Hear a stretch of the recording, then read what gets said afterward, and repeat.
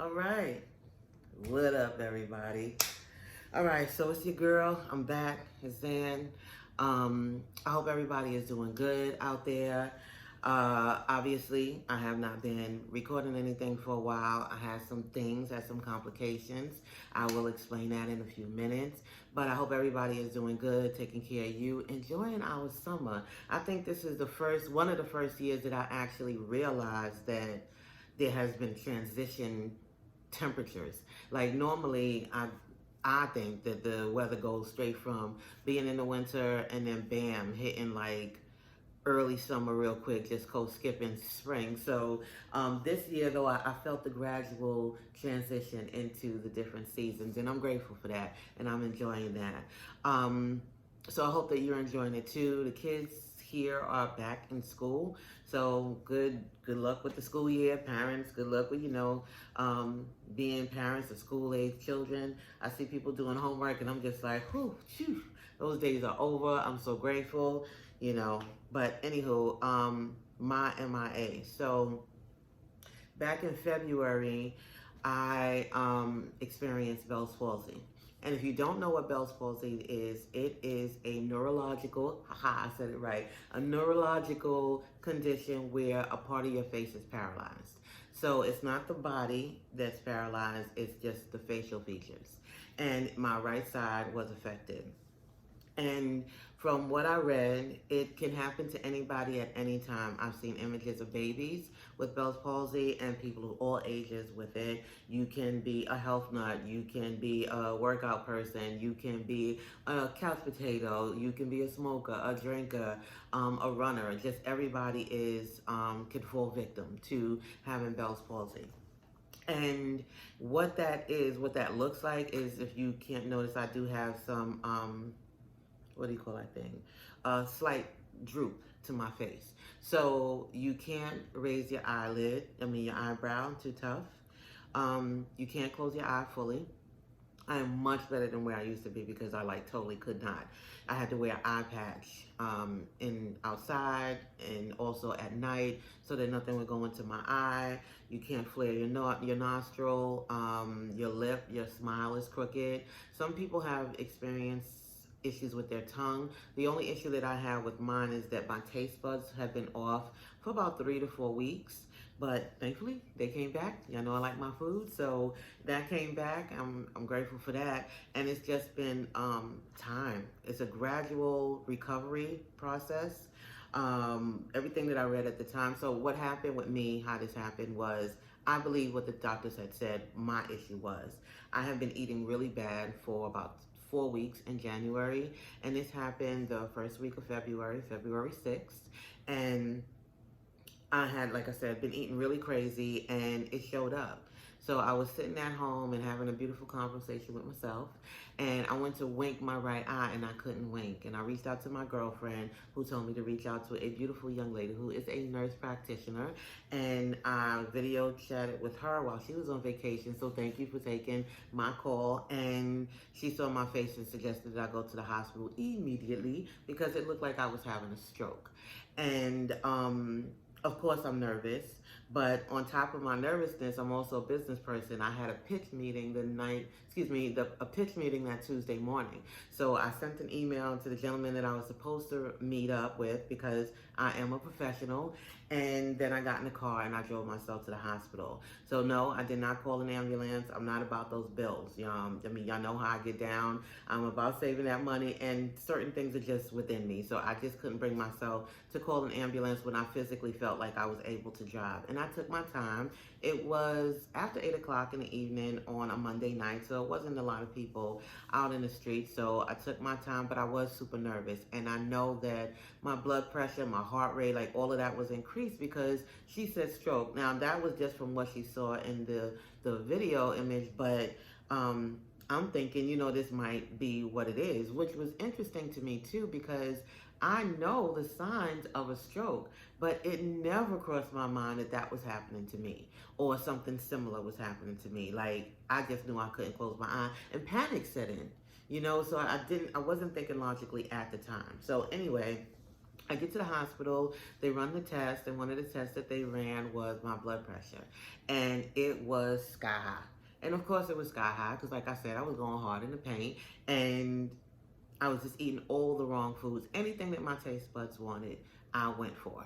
And when my body did not respond well to the digestion of those things that I ate, I would have green tea, I would have hot lemon water, hot lime water, and some ginger, call it a night, and wake back up and do the same thing the next day. I was bugging out. And I wasn't celebrating anything. I don't think that I was depressed, but my mom said something today with things that I was dealing with at the time. Since those issues have been dealt with, maybe I look to food as, I don't know. I don't even know, but it happened. And they said that the high blood pressure resulted in the trauma of my face suffering from Bell's palsy. So virtually a doctor came in, said that it was Bell's palsy, that my MRI, my CAT scans looked good, so it wasn't a stroke or anything that was severe. But there was no recommendation for therapy. There was no medication that was offered. I just recently found out, now mind you, we are in August. So I'm 6 months plus into having Bell's palsy. And I have been going to a chiropractor, and she had a poster in her office that showed the links of the spine to different parts of the organs. And one day I was just like, do you think you could do anything for my face? And she said yes. And then she started asking questions.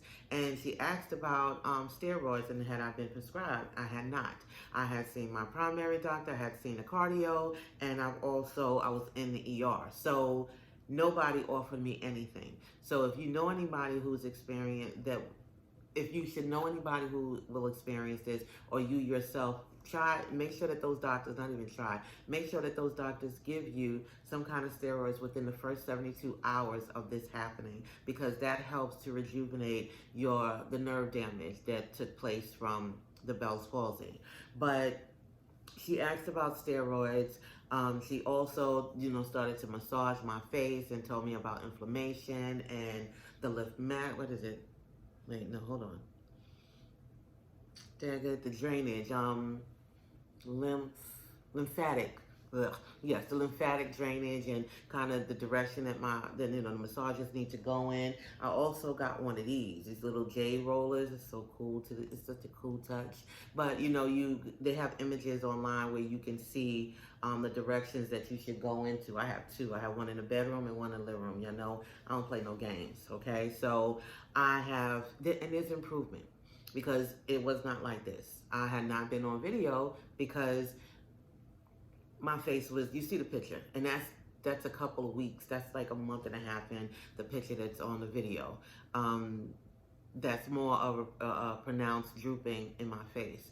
But every day, it's a gradual recovery. It's not an overnight thing. I remember in the beginning, because nothing that I was reading said gradual. The term gradual was not there. And I was just expecting that my face was just I was going to wake up in the morning and my face was just like, boop, it got better. And I would jump up and I would go into the mirror and it wouldn't be. And it was months of that. When it first happened, I was not working. So I'm not working anymore for the military that I was working with before. And I was in January that I left that job. So I had some money to kind of sit around, and I had 6 months of savings, thankfully. And I was in that 6 months of stash. And I was like, oh my goodness, I need a job. So I'm out here interviewing. Face just as twisted as it wanted to be. Speech just as slurred as it wanted to be. But I go hard. Things had to be done. I couldn't sit home and be depressed. I was depressed, don't get me wrong, for a couple of weeks. I was mad at myself. I was embarrassed for what I allowed myself to get into because of food.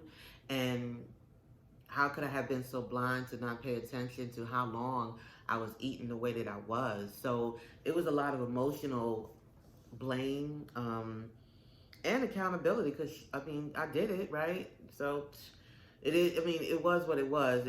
At this point, it is what it is. I can't do anything to change that.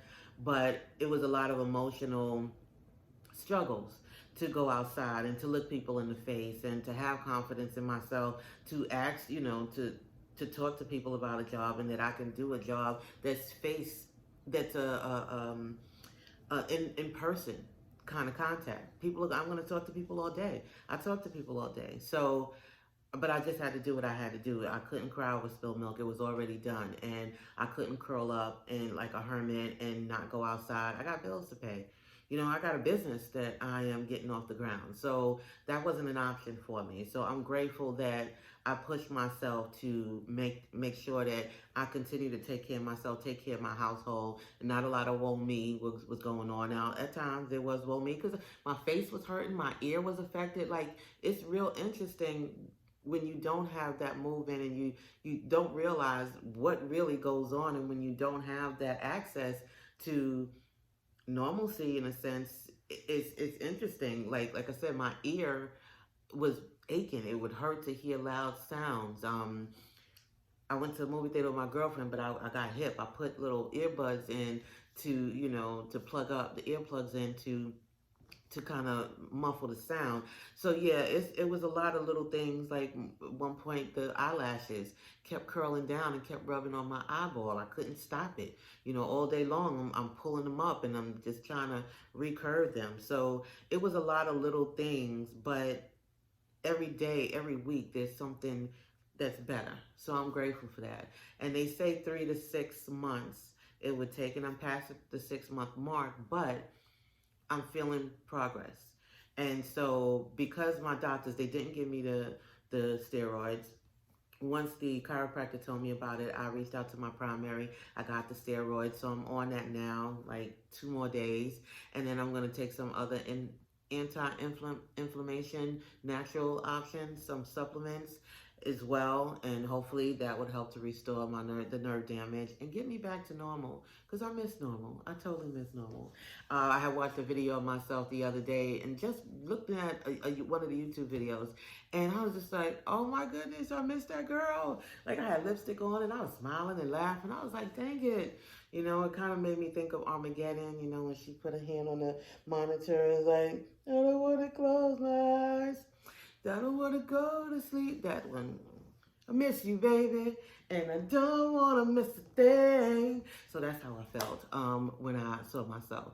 But again, you got to keep moving. You got to keep pushing, and that's what I did. So one of the reasons that I'm on this video today, I just want to give a shout out to a new friend of mine who has been extremely dear to me, to my business, to my life, to my confidence.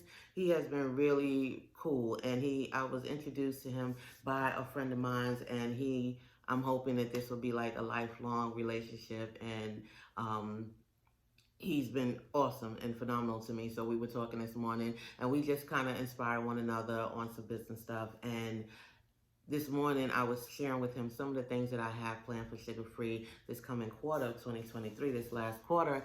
And I was talking about how hype I was, and one of the things that I wanted to start doing was a podcast. And a couple of you had suggested that I do a podcast about a year ago, but when I started doing the research and I saw the microphones and all the techie stuff and recorders, it kind of it just didn't work for me, because I'm not techie. Y'all know I'm not techie. So I was just like, you know what, I'm not doing it. And excuse me, I was talking to a girlfriend of mine, and we were hanging out this past weekend, and we kind of did a video podcast, and it was super cool. So I came home and I recorded myself. I was like, yeah, this is dope. I'm going to do it. So I told him about it, and he was like, well, you already got your YouTube channel, and you got some people that were, following you. Why don't you just pick that up again and be more consistent with it and do your podcast through that?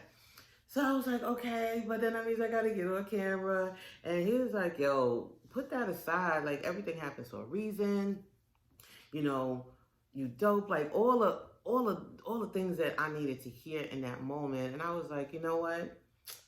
I'm going to talk to who I need to talk to, and I'm going to go ahead and make this happen. And I'm going to record tonight. So here I am. I'm recording now based on the conversation. I don't like to give shout outs with actual names, but you know who you are. I thank you so very much. And on top of that, I thank the young lady who introduced us, because it's a game changer for me. It made me feel really good to be able to record again. I enjoy recording.